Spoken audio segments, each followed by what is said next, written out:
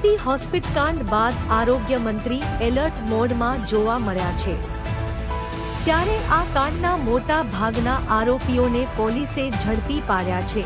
જો કે ફરાર આરોપી કાર્તિક પટેલ વિદેશમાં ઉપાયાનો ઘટસ્ફોટ ગતરોજ થયો હતો।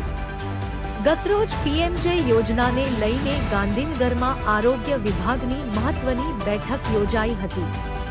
આરોગ્ય મંત્રી ઋષિકેશ પટેલની અધ્યક્ષ સ્થાને બેઠકનું આયોજન કરવામાં આવ્યું હતું, જેમાં મહત્વના નિર્ણયો લેવામાં આવ્યા હતા।